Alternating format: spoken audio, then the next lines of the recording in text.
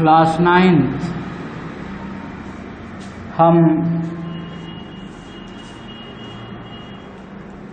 आपकी पुस्तक क्षितिज का अध्ययन कर रहे थे।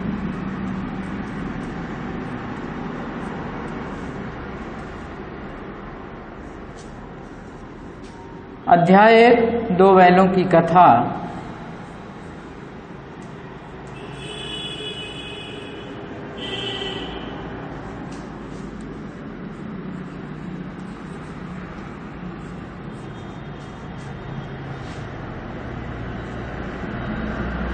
जिसे मुंशी प्रेमचंद जी ने लिखा है। मुंशी प्रेमचंद जी का जो नाम था,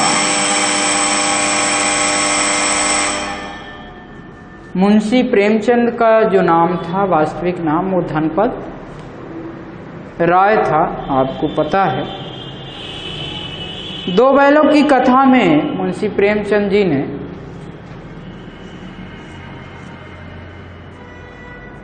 जीवन की कुछ मूलभूत परिस्थितियों से परिचित कराने का प्रयास किया है और आपने इसका पहला भाग दो बैलों की कथा का लगभग अध्ययन कर लिया था। दो बैलों की कथा का जो शीर्षक दिया है प्रेमचंद जी ने, वो जानवरों के, पशुओं के संदर्भ से दिया है। बैलों द्वारा अपने स्वतंत्रता के लिए किए जा रहे प्रयास और इन बैलों की कथा के माध्यम से लेखक प्रेमचंद ये बताना चाहते हैं कि मनुष्य का जो जीवन है वो तत्कालीन समय की बात कर रहे थे, माने उस समय जिस प्रकार की परिस्थितियां थी, तो उन्होंने यह बताने का प्रयास किया कि जो मनुष्य का जीवन है उसे साधारण रूप से स्वतंत्रता प्राप्त नहीं होती। सहज ही स्वतंत्रता किसी को प्राप्त नहीं होती। स्वतंत्रता को प्राप्त करने के लिए कई सारी परिस्थितियों से जूझना पड़ता है। आप भी घर में रहते होंगे तो आप भी स्वतंत्र होना चाहते होंगे। स्वतंत्रता का तात्पर्य ये नहीं है कि आप बिल्कुल किसी भी परिस्थिति से आपको कोई लेना देना नहीं, जो मन आए वो करे। स्वतंत्रता का ये कदापि अर्थ नहीं है। स्वतंत्रता का अर्थ ये है कि आपके जो मूलभूत अधिकार हैं वो आपके हित में रहें। जैसे संविधान में भी इस चीज की चर्चा है कि जीवन जीने का अधिकार, जीवन जीने की सभी को स्वतंत्रता है। कोई भी व्यक्ति किसी भी व्यक्ति को अब कहे कि मैं स्वतंत्र हूँ, मार सकता हूँ, या पशु हैं मैं स्वतंत्र हूँ, इनको जहाँ चाहूँ वहाँ डाल सकता हूँ, मार सकता हूँ, या जो भी, लेकिन ऐसा नहीं है। स्वतंत्रता का तात्पर्य ये नहीं है कि हम मन मौजी जिस प्रकार से चाहें निरंकुश रूप से कार्य करें, ऐसा कुछ नहीं है। स्वतंत्रता का मतलब है कुछ मूलभूत चीजें जो आपके लिए परम आवश्यक हैं वो आप तक सहज रूप से आपको वो मिल पाए। हमने देखा था दो बैलों की कथा में कि कथा का जो मुख्य यहाँ नायक के रूप में उपस्थित होता है झूरी, जिसके दो बैल थे। झूरी नामक व्यक्ति के दो बैल थे और वह दो बैलों को बड़े ही प्रेम से पालता था और वो बैल भी आपस में एक दूसरे से और अपने मालिक झूरी से भी बहुत अनन्य प्रेम करते थे। इस प्रेम के बाद हमने देखा था कि वो जो झूरी है वो अपने ससुराल में अपने किसके साथ, साले के साथ दोनों बैलों को भेजता है। वह बैल एक दिन भी नहीं ठहरते और पुनः वापस चले आते हैं क्योंकि उन्हें वहाँ अच्छा नहीं लगता। और जब उन्हें अच्छा नहीं लगता और यहाँ वापस आ जाते हैं तो इस चीज को नहीं समझ पाता झूरी कि क्यों वापस आ गए। इस चीज की सहमत भी गांव के व्यक्तियों द्वारा की जाती है। बैलों के वापस होने पर उनका स्वागत किया जाता है। लेकिन इस स्थिति में झूरी की जो पत्नी है वो उससे नाराज होती है और कहती है कि ये बैल कामचोर हैं। ये चीज बैलों को अच्छी नहीं लगती कि हमको कामचोर कहा जा रहा है, मूक भाषा में अपनी वो अभिव्यक्ति करते हैं। झूरी की जो पत्नी है वो आदेश करती है कि बैलों को केवल भूसा दिया जाए और कुछ भी खली चुनी नहीं दी जाए। यहाँ तक हम चर्चा कर लिए थे। आज से हम दूसरे पार्ट की ओर चलते हैं, दूसरे भाग पे। दूसरे दिन झूरी का साला फिर आया और बैलों को ले चला। देखिए पहले दिन भेज चुके थे, झूरी भेजा था, लेकिन वो रात भर नहीं रुके और पुनः वापस जब आ गए झूरी घर तो फिर से उसका साला बैलों को लेने आया। अब कि उसने दोनों को गाड़ी में जोता। 2-4 बार मोती ने गाड़ी को सड़क की खाई में गिराना चाहा, पर हीरा ने संभाल लिया। वह ज्यादा सहनशील था। हीरा और मोती नाम के 2 बैल थे, आपको पता है। तो थोड़ा जो मोती था वो ज्यादा चंचल प्रवृत्ति का था, लेकिन जो हीरा नाम का बैल था उसमें ज्यादा साहस था। तो मोती ने गिराना चाहा लेकिन हीरा ने संभाल लिया। संध्या समय घर पहुंचकर उसने दोनों को मोटी रस्सियों से बांधा और कल की शरारत का मजा चखाया। देखिए एक शब्द लिखा है मजा, एक शब्द लिखा है मजा। इसके नीचे जाके नीचे ये बिंदी लगी हुई हो। अब इसको आप समझते होंगे कि ये बिंदी कहाँ कैसे लग जाती है, कहाँ नहीं लगती। इस चीज को थोड़ा समझ लें। ये जो बिंदी है इसको हम व्याकरण की भाषा में कई बार पूछा जा चुका है। आपका जब इंटरव्यू होता है तो ये पूछा जा चुका है कि ये क्या है। इसे नुक्ता कहते हैं, और जब ये किसी भी अक्षर के नीचे लग जाता है तो वो अक्षर जो है वो फारसी या उर्दू हो जाता है। आप ज़्यादातर फारसी भाषाओं में या उर्दू भाषाओं में इस प्रकार के शब्द देखे होंगे। आपको उदाहरण देते हैं, जैसे मुस्लिमों के नाम हैं, आपको नाम से ही पता चल जाएगा फिरोज, अब्दुल या और भी कई प्रकार के आप जैसे मुसलमानों के नाम हैं, उनसे आप देखिए उनमें उर्दू झलक अलग ही दिखाई देती है। तो इस प्रकार के जो शब्द होते हैं वो उर्दू या फारसी के अंतर्गत आते हैं। अब ये नुक्ता जो है वो कहाँ लगेगा ये हम बता दें आपको। ये नुक्ता केवल जो वर्ण हैं आपके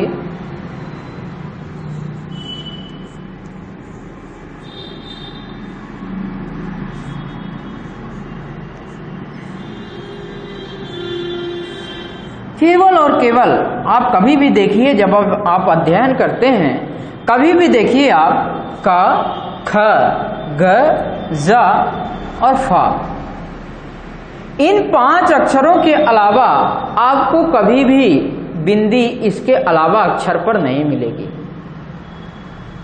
समझ लीजिए, केवल इन 5 अक्षरों पर ही इस चिन्ह का प्रयोग किया जाता है, नुक्ता का। और जब वह नुक्ता प्रयोग किया जाता है तो उसे थोड़ा सा वायु का घर्षण तेज करके, जैसे आप यहाँ नुक्ता नहीं लगा होता तो इसे मजा पढ़ते, मजा, लेकिन जब यहाँ नुक्ता लग गया तो क्या पढ़ेंगे, मजा। समझ रहे हैं? तो जब ये नुक्ता लग जाएगा तो उस अक्षर को आप थोड़ा सा उड़ा के पढ़ना है, आपको वायु का घर्षण तेज करना है, तो वो उर्दू या फारसी जैसे शब्द आ जाएंगे। चलिए, और जब वो छूट गया था कल तो उसका मजा चखाने के लिए सोचा, फिर वही सूखा भूसा डाल दिया, अपने दोनों बैलों को खली चुनी सब कुछ दी।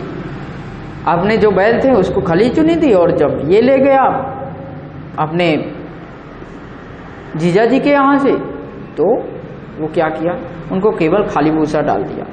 संध्या समय घर पहुंचकर, हाँ माफ कीजिएगा, दोनों बैलों का ऐसा अपमान कभी ना हुआ था। झूरी ने फूल की छड़ी से भी कभी ना छूता था। उसकी टिकार पर दोनों उड़ने लगते थे। यहीं मार पड़ी। आहत सम्मान की व्यथा तो थी ही, उस पर मिला सूखा भूसा। देखिए यहाँ चिन्ह का प्रयोग किया गया है। आहत सम्मान की व्यथा तो थी ही, पर उसे मिला सूखा भूसा। तो सूखा भूसा मिला मतलब जब आप आकांक्षा कुछ और करते हैं और जब आकांक्षा के विपरीत चाही गए मनोवांछित चीज के विपरीत आपको कोई भी पदार्थ या चीज मिल जाए तो आपको आश्चर्य होता है। निश्चित सी बात है। आप ये सोचें कि हम टॉप करेंगे परीक्षा में और आप यदि किसी विषय में फेल हो जाएं तो आपको आश्चर्य होगा कि भाई हम तो अच्छा करके आए थे एग्जाम में, पेपर हमारा अच्छा गया, लेकिन ये कैसा नंबर आ गया बिल्कुल। तो फिर आप जब इस आश्चर्य के समाधान के लिए आपके पास समाधान रहता है, आप तुरंत एप्लीकेशन लिखते हैं कि भाई मेरी रीचेकिंग कॉपी की जाए। तो उस प्रकार से जो ये चिन्ह आश्चर्य का था कि भाई सम्मान तक की बात तो ठीक थी, सम्मान दिया कि नहीं दिया, लेकिन भोजन भी क्या दिया तो क्या सूखा भूसा दिया। तो आश्चर्य हुआ उनको कि भाई अपनों को आप अच्छा भूसा दे रहे हो और हमको सूखा भूसा दे रहे हो। तो आश्चर्य की बात है। ये विस्मयादिबोधक चिन्ह कहलाता है ना। आपको जब हम चिन्ह से परिचित कराएंगे तो बतलाएंगे आगे। नाद की तरफ आंखें तक न उठाएं। दूसरे दिन गया ने बैलों को हल में जोता, पर इन दोनों ने जैसे पाँव न उठाने की कसम खा ली थी। वह मारते मारते थक गया, पर दोनों ने पाँव न उठाया। एक बार जब उस निर्दयी ने हीरा की नाक पर खूब डंडे जमाए तो मोती का गुस्सा काबू के बाहर हो गया।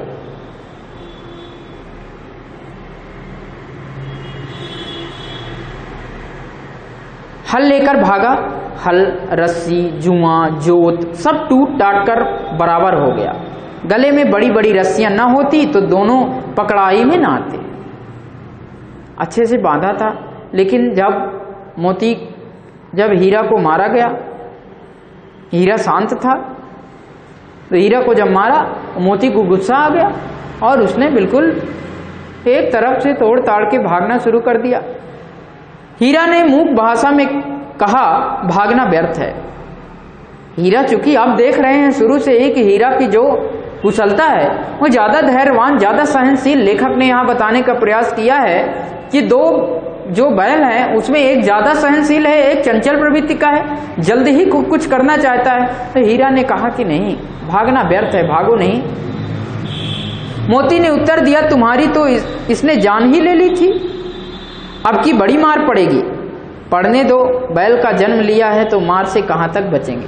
देखिए यहाँ लेखक ने यह प्रयास किया है बताने का कि जब किसी व्यक्ति का शोषण होता है, तो यह मानकर चलता है कि जो शोषण करता है, जो शोषक है हमारा, वो ठीक कर रहा है, धर्म कर रहा है, क्योंकि शोषण का शिकार होना ही हमारा धर्म है। शोषित को यह लगता है, मोस्ट इंपॉर्टेंट शब्द पर जाइए,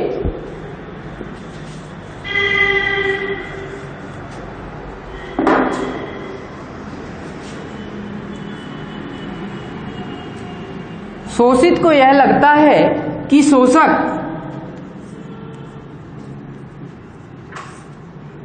धर्म का पालन कर रहा है। शोषित होता है वह जिसका आप शोषण करते हैं, शोषक है वो जो शोषण करता है, और जो करता है वो है शोषण।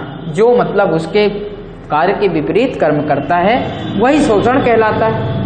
तो शोषित को यह लगता है कि जो शोषक कर रहा है वही धर्म है और हमारा धर्म है इसके द्वारा किए गए कृत्य को स्वीकार कर लेना।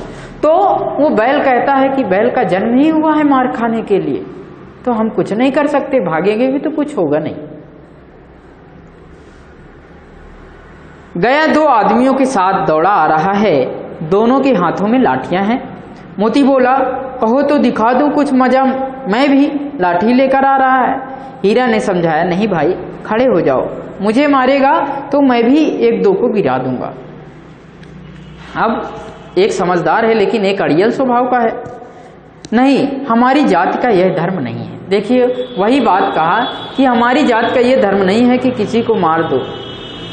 भाई साहस करो, देखते हैं आगे क्या करता है मालिक। मोती दिल में ऐंठ कर रह गया। गया आ पहुंचा और दोनों को पकड़कर ले चला। गया आया और दोनों को पकड़ा और लेकर चला गया। कुशल हुई कि उसने इस वक्त मारपीट ना की, नहीं तो मोती भी पलट पड़ता।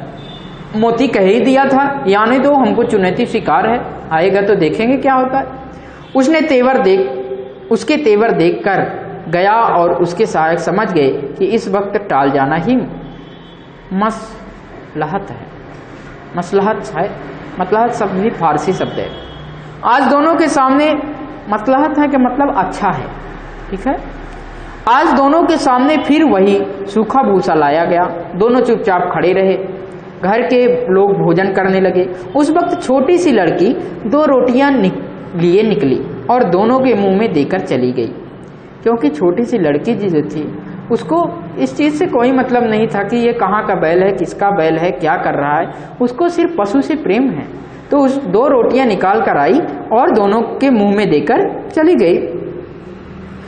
उस एक रोटी से इनकी भूख तो क्या शांत होती, पर दोनों के हृदय को मानो भोजन मिल गया, संतोष प्राप्त हो गया। जब आप किसी परेशानी से जूझ रहे होते हैं और छोटी सी चीज़ भी आपको कोई सहानुभूति जता दे कि चलो अब आगे ठीक होगा, तो आपको लगता है चलो यार अब तो कुछ ठीक है। तो ऐसे ही सहानुभूति उसको मिली। यहाँ भी किसी सज्जन का वास है। लड़की भैरव की थी। उसकी माँ मर चुकी थी। सौतेली माँ उसे मारती थी, इसलिए इन बैलों से उसे एक प्रकार की आत्मीयता हो गई थी। देखिए जो भैरव की बेटी थी, उसकी जो माँ थी वो मर चुकी थी और माँ के मरने के बाद उसको पीड़ा होती थी कि माँ नहीं है। तो सौतेला व्यवहार उसकी माँ करती थी उस लड़की के साथ। ऐसे ही सौतेला व्यवहार कौन कर रहा है? गया जो झूरी का क्या है? साला है। Very good. जो झूरी का साला है गया, वो भी उसके साथ सौतेला व्यवहार कर रहा है क्योंकि वो बाहर से लेकर आए हैं, तो उसको आत्मीयता मिली। दोनों दिन भर जोते जाते, डंडे खाते, अड़ते। शाम को थान पर बांध दिए जाते और रात में वही बालिका उन्हें 2 रोटी खिला जाती। प्रेम के इस प्रसाद की यह बरकत थी कि 2-2 गाल भूसा, सूखा भूसा खाकर भी दोनों दुर्बल ना होते, मगर दोनों की आंखों में रोम रोम में विद्रोह भरा हुआ था। काम करते थे उस रोटी के बल पर कि कोई यहाँ देखियो सज्जन है जो हमको मानता है, इस विचार में रहे आते। लेकिन दोनों में बहुत ये था कि अब कैसे भी यहाँ से जी छुड़ाया जाए। एक दिन मोती ने मूक भाषा में कहा, अब तो नहीं सहा जाता हीरा, क्या करना चाहते हो? एक आध को सींगों पर उठाकर फेंक दूंगा, लेकिन जानते हो वह प्यारी लड़की जो हमें रोटियां खिलाती है उसी की लड़की है जो इस घर का मालिक है। यह बेचारी अनाथ ना हो जाएगी तो मालकिन को ना फेंक दूं, वही तो उस लड़की को मारती है। देखिए जानवर समझ गया सब कुछ, लेकिन औरत जात पर सींग चलाना मना है, यह भूले जाते हो। तो हीरा ने फिर समझाया मोती को कि औरतों पर सींग चलाना, इसीलिए औरतों को एक शब्द का प्रयोग किया जाता है, यदि आप कभी देखे हो।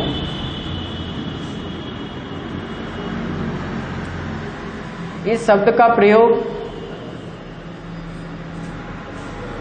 मैथिली शरण गुप्त जी ने किया है। अबला जीवन हाय तुम्हारी यही कहानी। अबला शब्द का जो प्रयोग किया है बिना बल की स्त्री, तो कहा कि सींग चलाना ठीक नहीं है, सींग मत चलाना। तुम तो किसी तरह निकलने ही नहीं देते, बताओ तुड़ाकर भाग चलें? हाँ यह मैं स्वीकार करता हूं, लेकिन इतनी मोटी रस्सी टूटेगी कैसे? इसका एक उपाय है, पहले रस्सी को थोड़ा सा चबा लो, फिर एक झटके में जाती है। रात को जब बालिका रोटियां खिलाकर चली गई, दोनों रस्सियां चबाने लगे, पर मोटी रस्सी मुंह में ना आती थी। बहुत मोटी मोटी रस्सी थी, बताइए, मुंह में नहीं आ रही थी। बेचारे बार बार जोर लगाकर रह जाते थे। सहसा घर का द्वार खुला और वही लड़की निकली। दोनों सिर झुकाकर उसका हाथ चाटने लगे। दोनों की पूंछें खड़ी हो गई। उसने उसके माथे सहलाए और बोली, खोले देती हूँ, चुपके से भाग जाओ, नहीं तो यहाँ लोग मार डालेंगे। आज घर में सलाह हो रही है कि इनकी नाकों में नाथ डाल दी जाए। नाथ डालना आप समझिए, जब कोई उद्दंड हो जाता है। आप देखे हैं भगवान श्री कृष्ण ने कालिया नाग का नाथ किया था, उनके फन पर नृत्य किया था।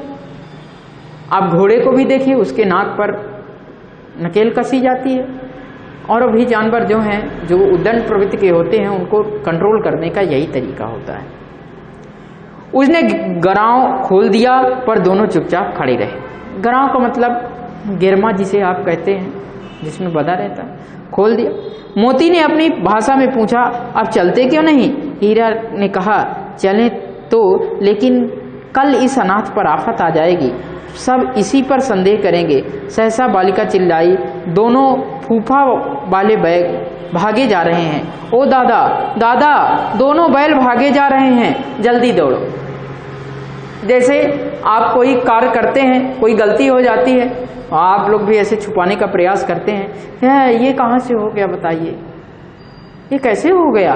किए आप ही हैं, लेकिन हमारे ऊपर दोषारोपण ना हो जाए, इसलिए ऐसा प्रयास करते हैं अपनी गलती को छुपाने का।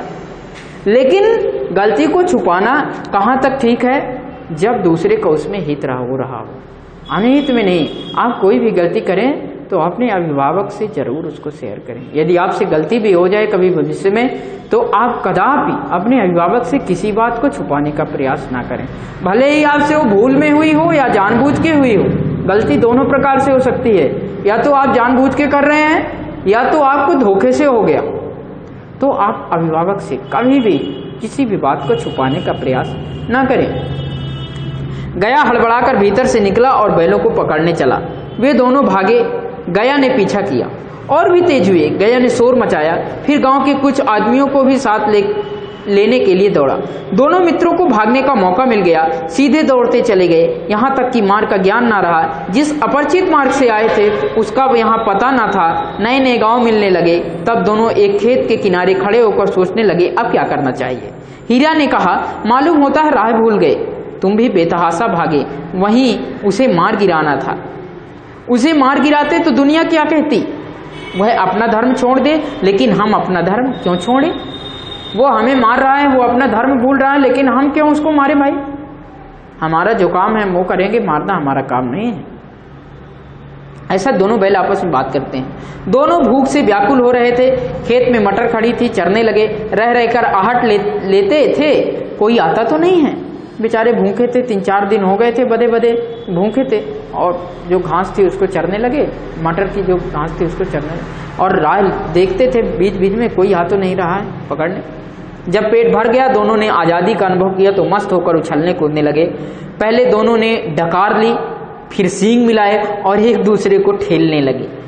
मोती ने हीरा को कई कदम पीछे हटा दिया, यहाँ तक कि वह खाई में गिर गया। तब उसे भी क्रोध आया, संभल कर उठा और फिर मोती से मिल गया। मोती ने देखा खेल में झगड़ा हुआ चाहता है तो किनारे हट गया। मोती सोचा कि अब ये खेल में नाराज हो जाएगा, तो फिर क्या होता है जब आप अपने मित्र से कभी मिलते हैं और उसको बिल्कुल जाके पीठ पे आप दे देते हैं, और सुनाओ क्या हाल है। कभी कभी मित्र का मूड डिस्टर्ब हो जाता है, अरे यार मार क्यों दिए, फिर आप समझाए भाई हो यार, ऐसा करते हैं आप लोग। ऐसे ही बैलों के साथ, बैल भी लड़े पहले आपस में, ऐसे खिलवाड़ किए, और फिर जब लगा कि अब बात बिगड़ जाएगी तो समझिए पहले स्थिति तक। और ये अब क्या है, अब स्वतंत्रता का अनुभव कर रहे हैं। तो दूसरे भाग में यहीं तक की चर्चा की है लेखक ने। तीसरे भाग को समझ लेते हैं थोड़ा। अरे यह का कोई सांड डौंकता चला आ रहा है। हाँ, सांड ही है, वह सामने आ पहुंचा। दोनों मित्र बंगले झांक रहे हैं। सांड पूरा हाथी है, उससे भिड़ना जान से हाथ धोना है, क्योंकि आप देखे हैं पछाई जात के दोनों हैं और बड़ी बड़ी डीले हैं उसकी, अच्छे हट्टे कट्टे हैं। तो जब दूर से देखने पर ऐसा लग रहा है कि जैसे सांड पूरा हाथी है। बैल से जो बड़ा होता है, जिसका प्रयोग खेतों में नहीं किया जाता, वो सांड का रूप होते हैं, बड़े बड़े हट्टे कट्टे। आप स्पेन में देखिए सांड युद्ध होता है, जब आप सर्च करेंगे कभी तो सांड आपको अलग, भैंसा से ज़्यादा मजबूत बलशाली बैल का स्वरूप है, वो दिखता है। लेकिन ना भिड़ने पर भी जान बचती नहीं नजर आती, इन्हीं की तरफ आ भी रहा है। कितनी भयंकर सूरत है।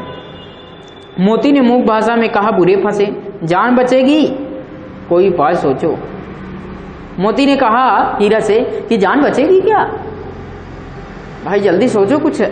हीरा ने चिंतित स्वर में कहा, अपने घमंड में भूला हुआ है, आरजू विनती ना सुनेगा, भाग क्यों न चले। वो सोचा कि ये घमंड में आ रहा है क्योंकि ये मारेगा ये हमको, और तो भाग चलते हैं। भागना कायरता है तो फिर यहीं मरो, बंदा तो 9-2-11 होता है। और जो दौड़ाए, मतलब उसने कहा कि तुमको बचना है, मार नहीं खाना है तो बच जाओ। मैं तो भाई बंदा नहीं कहते, मैं तो चला 9-2-11 हुआ, भागा। 9-2-11 होना का मतलब भाग जाना, तो यहाँ भी कहा कि बंदा 9-2-11। और जो फिर दौड़ाए तो फिर कोई उपाय सोचो जल्दी। उपाय यही है कि उन पर दोनों जने एक साथ चोट करें। मैं आगे से रगेदता हूं, तुम पीछे से रगेदो, दोहरी मार पड़ेगी तो भाग खड़ा होगा। मेरी ओर झपटे, तुम बगल से उसके पेट में सीख घुसेड़ देना। जान जोखिम है पर दूसरा उपाय नहीं है। जब मान लो फंस गए तो मार तो जाएंगे, लेकिन उसने कहा तो एक को तुम मारना, और यदि वो सामने से आए तो तुम बगल से उसके बिल्कुल सीख घुसेड़ देना। दोनों मित्र जान हथेलियों पर लेकर लपके। सांड को भी संगठित शत्रुओं से लड़ने का तजर्बा न था, वह तो एक शत्रु से मल्ल युद्ध करने का आदी था। जो ही हीरा पर झपटता, मोती ने पीछे से दौड़ाया। सांड उसकी तरफ मुड़ा तो हीरा ने रगेदा।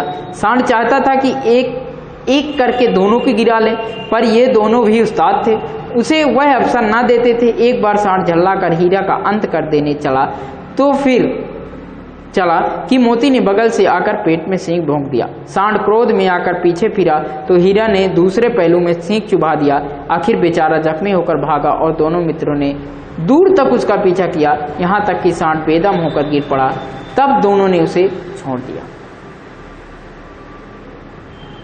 देखिए, यहाँ जो सांड शब्द का प्रयोग किया है लेखक ने, हम उसके थोड़ा सा भावात्मक पक्ष पर चर्चा कर लें। जो सांड शब्द का प्रयोग किया है लेखक ने, वो बलशाली का प्रयोग किया है। सांड बैल से ज्यादा बलशाली होता है। सांड का प्रयोग उस समय की फैली हुई अराजकता में, जो ब्रिटिश शासनकालीन समय था, उस समय जो सांड था वो एक एकाधिपति था। मतलब ये समझिए कि ये शोषक था। क्या था? शोषक मतलब समझ लीजिए कि जो शोषण करता है वो शोषक है, और ये सबको अपनी शक्ति से परास्त कर देता था। लेकिन लेखक ने यह बताने का प्रयास किया है दोनों बैलों के माध्यम से कि यह शोषक कितना भी शक्तिशाली हो, यदि शोषित वर्ग जिसके ऊपर शोषण हो रहा है, ये क्या है? शोषित वर्ग यदि संगठित है, एक साथ है, तो कितना भी बलशाली क्यों ना हो ये सांड नामक शोषक, उसको आप परास्त कर सकते हो। ये बताने का लेखक ने यहां पर दो बैलों की कथा के माध्यम से किया है। दोनों मित्र विजय के नशे में झूमते चले जाते थे। मोती ने अपनी सांकेतिक भाषा में कहा, मेरा जी तो चाहता था कि बच्चा को मार ही डालो। हीरा ने तिरस्कार किया, गिरे हुए बैरी पर सींग ना चलाना चाहिए। उन्होंने कहा कि वो जो गिर गया था, मेरी तो इच्छा हुई कि उसको नष्ट कर दूं, लेकिन हीरा ने फिर समझाया, और हीरा ने कहा कि किसी गिरे हुए पर, असहाय पर कभी भी वार नहीं करना चाहिए। यह सब ढोंग है, बैरी को ऐसा मारना चाहिए कि फिर ना उठे। अब घर कैसे पहुंचेंगे वह सोचो, पहले कुछ खा लें तो सोचें। सामने मटर का खेत था ही, मोती उसमें घुस गया। हीरा मना करता था पर उसने एक ना सुनी। अभी 2 ही 4 ग्रास खाए थे कि 2 आदमी लाठियां लेकर दौड़ पड़े और दोनों मित्रों को घेर लिया। हीरा तो मेड़ पर था, निकल गया। मोती सींचे हुए खेत में था, उसके खुर कीचड़ में धंसने लगे, ना भाग सका, पकड़ लिया। हीरा ने देखा संगी संकट में है तो लौट पड़ा, फंसेंगे तो दोनों फंसेंगे। घर वालों ने उसे भी पकड़ लिया। प्रातःकाल दोनों मित्र काजी हाउस में बंद कर दिए गए। काजी हाउस का मतलब एक ऐसा स्थान जहां आवारा पशुओं को बंद कर दिया जाता। तो जिसका खेत चल रहा था, 2 आदमी आए। एक ने, मोती जो था चंचल स्वभाव का था, हीरा के मना करने पर भी वह खेत को चरने लगा। जब उसका मालिक आया तो उसने क्या किया कि हीरा जो था वो मेड़ पर खड़ा था, वो तो निकल गया, लेकिन मोती को फंसता देखकर हीरा भी वापस आ गया। कहा फंसेंगे तो दोनों फंसेंगे और घर जाएंगे तो दोनों साथ जाएंगे। ये मित्रता का स्वभाव है। और प्रातःकाल दोनों बैलों को, जो दोनों मित्र थे, उनको कहाँ भेज दिया गया? काजी हाउस भेज दिया गया। तो अब आप यहाँ तक की कहानी को समझ चुके हैं। अभी इसके 2 भाग और हैं, हम आगे की कक्षा में इसका अध्ययन करेंगे।